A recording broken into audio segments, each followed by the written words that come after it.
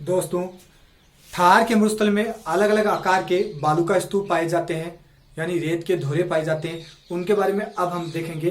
तो थार के मरुस्थल यानी पश्चिमी राजस्थान में कौन कौन से बालू का स्तूप पाए जाते हैं, उनके बारे में हम देखेंगे। सबसे पहले हम देखते हैं कि एक तो होते हैं धोरे।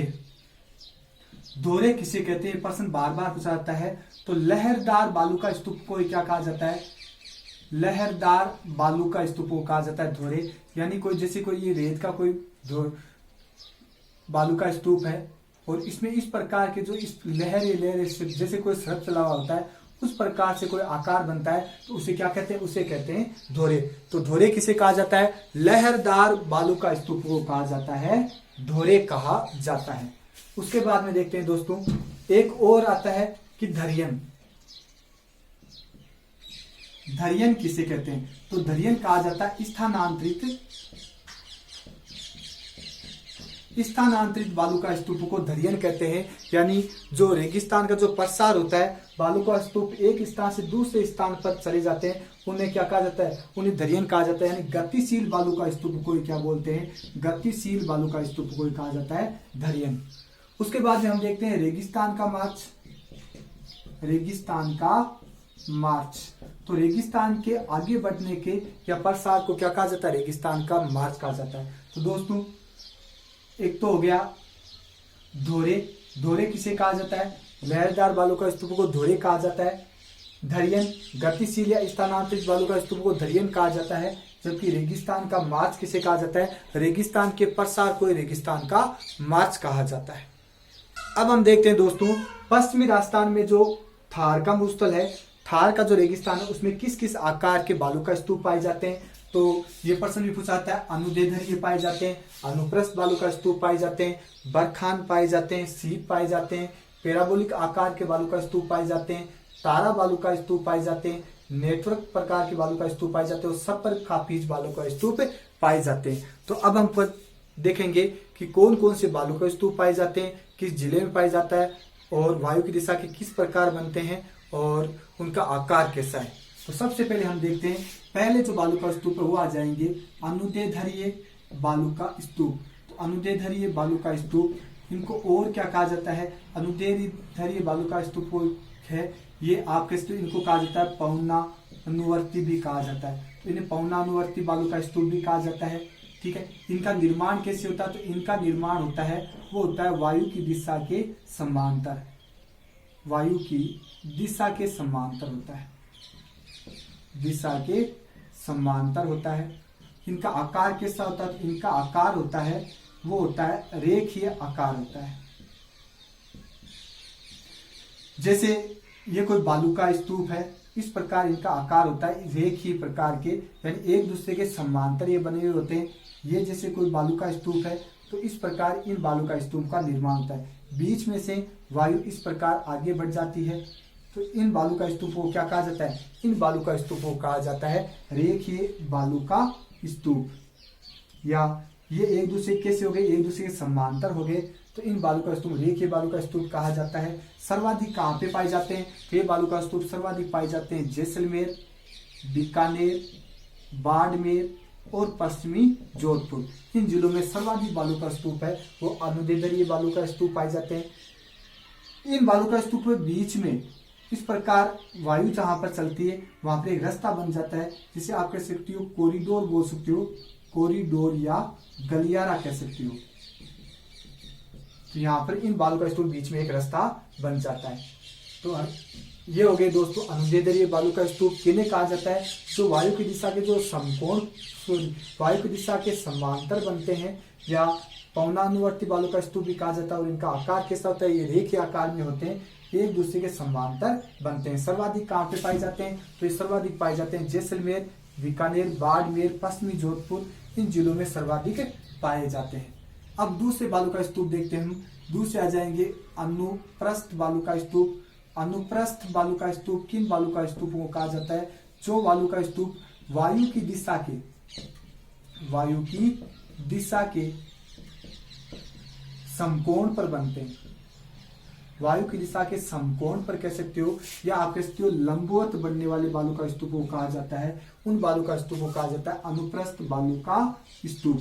अब हम इनकी विशेषता देखते हैं तो इनका आकार कैसा होता है। तो इन बालू का स्तूप का आकार होता है वो होता है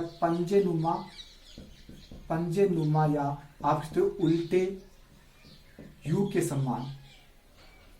अब इन बालू का स्तूप को अगर हम देखते हैं तो ये इस प्रकार बनते हैं वायु की दिशा के, जैसे इधर से कोई वायु आती है तो इस प्रकार इन बालू का स्तूपों का निर्माण होता है। यानी ये वायु की दिशा के किस प्रकार हो गए, समकोण पर बनते हैं।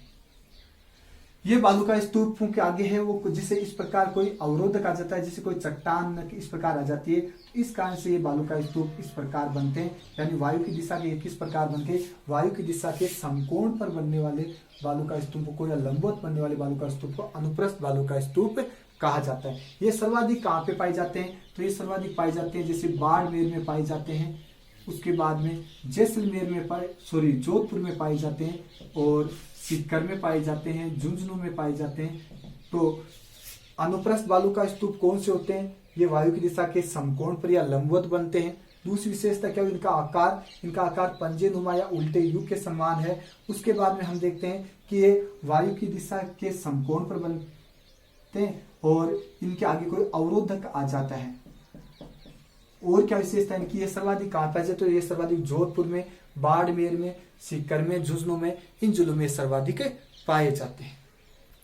अगले बालू का स्तूप देखते हैं दोस्तों, तो वो है बरखान या बरछान वायु का स्तूप है। वो इनका निर्माण कैसे होता है, तो ये वायु की दिशा के विपरीत बनते हैं, वायु की दिशा के विपरीत बनते हैं। यानी जैसे इधर से अगर कोई वायु आएगी तो इस वायु के विपरीत दिशा में इनका निर्माण होगा। जैसे इधर से अगर वायु आ रही है तो इन बालू का स्तूप का निर्माण है वो विपरीत दिशा में, दोनों तरफ है वो इनके दोनों कोने आगे बढ़ जाएंगे, जिन्हें कहा जाता है शीत। तो ये बरखान है, तो बरखान किधर बनते हैं, बरखान वायु के विपरीत दिशा में ये बनते हैं। और दूसरी इनकी विशेषता क्योंकि इनका आकार कैसा होता है, तो बरखान बालू का स्तूप का दोस्तों जो आकार होता है वो होता है अर्धचंद्राकार।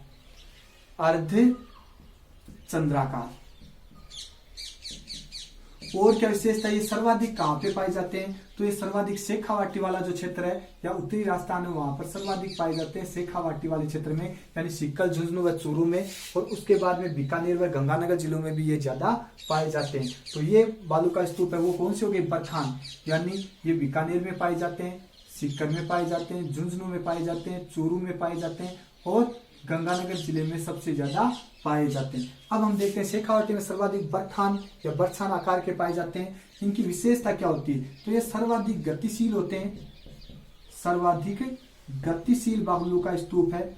और इनकी क्या विशेषता है, ये सर्वाधिक गतिशील और स्थानांतरित होते हैं। और दूसरी बात है सर्वाधिक विनाशकारी बालू का स्तूप है, विनाशकारी बालू का स्तूप है। अगर हम कहते हैं कि मरुस्थल के प्रसार में या रेगिस्तान के प्रसार में सबसे उत्तरदायी बालू का स्तूप किस आकार के होते हैं, तो बरखान या बरछान प्रकार के बालू का स्तूप होते हैं। तो बरखान बालू का स्तूप क्या विशेषता होगी, ये वायु की दिशा की विपरीत दिशा में बनते हैं। दूसरी विशेषता, इनका आकार वो कैसा होता है, अर्धचंद्राकार होता है। सर्वाधिक गतिशील बालू का स्तूप कौन से होते हैं, बरखान होते हैं। और सबसे ज्यादा विनाशकारी बालू का स्तूप भी कौन से होते हैं, तो वो बरखान ही होते हैं। उसके बाद में हम देखते हैं कि बरखान बालू का स्तूप है वो वायु की दिशा के विपरीत बनते हैं और उनकी एक दिशा है वो आगे निकल जाती है, जिसे क्या बोलते हैं, सीप कहा जाता है। और अब हम देखते हैं कि ये सर्वाधिक कहाँ पे पाए जाते हैं, ये सर्वाधिक शेखावाटी वाले क्षेत्र में पाए जाते हैं। अगले बालू का स्तूप देखते हैं दोस्तों, तो वो आ जाएगा पैराबोलिक आकार के बालू का स्तूप। पैराबोलिक प्रकार के जो बालू का स्तूप है इनकी विशेषता ये होती है पहली तो कि इनका आकार कैसा होता है, तो इनका जो आकार होता है वो होता है महिलाओं की हेयर पिन के समान। जो बालू की जो हेयर पिन होती है उसके समान पैराबोलिक बालू का स्तूपों का आकार होता है। दूसरी इनकी क्या विशेषता है कि पैराबोलिक जो बालू का स्तूप है वो जैसे इस प्रकार इनका आकार होता है, जैसे इधर ये कोई चट्टान आ गई, इधर कोई चट्टान आ गई, तो इन चट्टानों के बीच में वो इस प्रकार जैसे महिलाओं की हेयर पिन होती है उस आकार में ये पैराबोलिक प्रकार के जो बालू का स्तूप है वो इनका निर्माण होता है। दूसरी इनकी क्या विशेषता है कि राजस्थान में सर्वाधिक बालू का स्तूप कौन से पाए जाते हैं, तो राजस्थान में सर्वाधिक बालू का स्तूप है, या थार के मुस्तल में सर्वाधिक बालू का स्तूप कौन से पाए जाते हैं, तो पैराबोलिक प्रकार के पाए जाते हैं। ये थार के मुस्तल के सभी जिलों में पाए जाते हैं, यानी थार के मुस्तल के सभी जिलों में किस आकार के बालू का स्तूप पाए जाते हैं, तो पैराबोलिक प्रकार के बालू का स्तूप पाए जाते हैं। तो एक बार हम वापस देखते हैं पैराबोलिक बालू का स्तूप विशेषता क्या है, तो इनका आकार है वो महिलाओं की हेयरपिन के समान होती है, जो बालू की हेयरपिन होती है उस प्रकार से इनका आकार होता है। दूसरी विशेषता इनकी क्या होगी कि राजस्थान में सर्वाधिक बालू का स्तूप किस आकार के पाए जाते हैं, तो वो पाए जाते हैं पैराबोलिक आकार के बालू का स्तूप। और ये राजस्थान के लगभग सभी जिलों में, थार के मुस्तल के जितने जिले हैं उन सभी जिलों में ये बालू का स्तूप पाए जाते हैं। अगले बालू का स्तूप हो गए दोस्तों तारानुमा बालू का स्तूप। इनकी क्या विशेषता है कि इनका आकार कैसा होता है, तो इनका आकार होता है वो तारे के समान ही होता है, तारे के समान। और क्या विशेषता है इनकी, दूसरी इनकी विशेषता है कि ये सर्वाधिक कहाँ पे पाए जाते हैं, तो ये सर्वाधिक है वो जैसलमेर जिले में पाए जाते हैं। और क्या विशेषता है, तो जैसे ये चारों ओर से अगर वायु आती है, चारों ओर से वायु आती है, तो इसलिए इन वायु का स्तूप निर्माण होता है। जैसे बीच में कोई अगर चट्टान आ जाती है, जैसे ये कोई चट्टान आ गई और इस चट्टान के अगर इधर से वायु आएगी तो इस और ये एक भुजा इसकी इधर वाली आगे निकल जाए, फिर इधर से वायु तो एक भुजा इधर से निकल जाए, एक भुजा इधर से, एक भुजा इधर से, एक भुजा इधर से। इस प्रकार ये इन बालू का स्तूप का जो निर्माण है वो तारानुमा होने के कारण इन्हें तारा बालू का स्तूप भी कहा जाता है। तो तारानुमा बालू का स्तूप की विशेषता क्या होगी कि इनका आकार कैसा है, तारे के समान है। दूसरी विशेषता सर्वाधिक कहाँ पे पाए जाते हैं, जैसलमेर में पाए जाते हैं। और किस निर्माण कैसे होता है, अगर अनियमित या चारों दिशाओं से अगर वायु आती है तो इनकी एक एक भुजाएं आगे निकलती रह जाती है, तो उस कारण से तारानुमा बालू का स्तूप का निर्माण होता है। अगले बालू का स्तूप देखते हैं दोस्तों नेटवर्क बालू का स्तूप। नेटवर्क बालू का स्तूप है ये जैसे टावर के समान इनका आकार होता है, जैसे टावर आपके मोबाइल में जैसे टावर पकड़ता है वैसे ही जैसे नेटवर्क पकड़ता है। और ये उत्तरी राजस्थान में अधिक पाए जाते हैं। उत्तरी राजस्थान में कहाँ पे पाए जाते हैं, तो ये हनुमानगढ़ जिले में ज्यादा पाए जाते हैं और उसके बाद हरियाणा की ओर फैले हुए हैं। नेटवर्क बालू का स्तूप है वो जैसे इस प्रकार इनका निर्माण होता है, जैसे कोई नेटवर्क के समान आगे इस प्रकार ये बने हुए होते हैं। इस प्रकार इनको क्या कहा जाता है, नेटवर्क बालू का स्तूप भी कहा जाता है। अगले बालू का स्तूप देखते हैं दोस्तों, तो सब्बर काफिज बालू का स्तूप आ जाएंगे। इनका निर्माण है जैसे कोई झाड़ियां होती है तो झाड़ियों के जो तने के पास में जब मिट्टी इकट्ठी हो जाती है तो सब्बर काफिज बालू का स्तूप का निर्माण होता है। तो ये तो हो गए दोस्तों राजस्थान में बालू का स्तूपों का प्रकार, यानी आकार के आधार पर, जैसे अनुदैर्ध्य बालू का स्तूप, अनुप्रस्थ बालू का स्तूप, बरखान, पैराबोलिक, तारा, नेटवर्क और सब्बर काफिज, ठीक है, और धोरे और दरियन। तो ये अलग अलग प्रकार के बालू का स्तूप हो गए। अब हम देखते हैं दोस्तों कि कुछ प्रश्न देखते हैं जो बालू का स्तूप से संबंधित आते हैं। अब देखते हैं दोस्तों कुछ क्वेश्चन जो एग्जाम में आते हैं। सबसे पहले हम देखते हैं कि राजस्थान में सर्वाधिक बालू का स्तूप कौन से जिले में स्थित है, तो वो जिला आता है जैसलमेर। तो राजस्थान के जैसलमेर जिले में सर्वाधिक बालू का स्तूप है। और सर्वाधिक स्थानांतरित बालू का स्तूप भी राजस्थान के किस जिले में, तो वो भी जैसलमेर जिले में है। अब हम दूसरा प्रश्न देखते हैं कि सर्वाधिक विनाशकारी व गतिशील बालू का स्तूप कौन सा है, तो सर्वाधिक विनाशकारी बालू का स्तूप है वो है बरखान। सर्वाधिक गतिशील बालू का स्तूप भी कौन सा है, या स्थानांतरित बालू का स्तूप है वो बरखान है। और बरखान का आकार कैसा है, तो अर्धचंद्राकार है।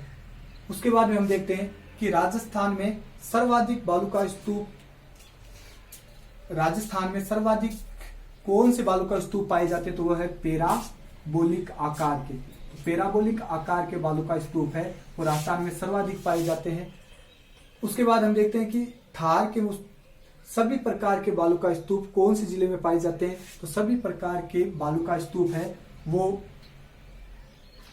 जोधपुर जिले में पाए जाते हैं। तो राजस्थान के जोधपुर जिले में है वो सभी प्रकार के बालू का स्तूप पाए जाते हैं। अब हम देखते हैं कि कौन सा बालू का स्तूप थार के मुस्तल के सभी जिलों में पाया जाता है, तो थार के मुस्तल के सभी जिलों में पाए जाने वाला बालू का स्तूप है वो पैराबोलिक है। तो पैराबोलिक आकार के बालू का स्तूप है वो थार के मुस्तल के सभी जिलों में पाए जाते हैं। अब देखते हैं हम कि वायु की दिशा के समकोण पर बनने वाले बालू का स्तूप को क्या कहते हैं, समकोण पर या लंबवत बनने वाले बालू का स्तूप को कहा जाता है अनुप्रस्थ बालू का स्तूप।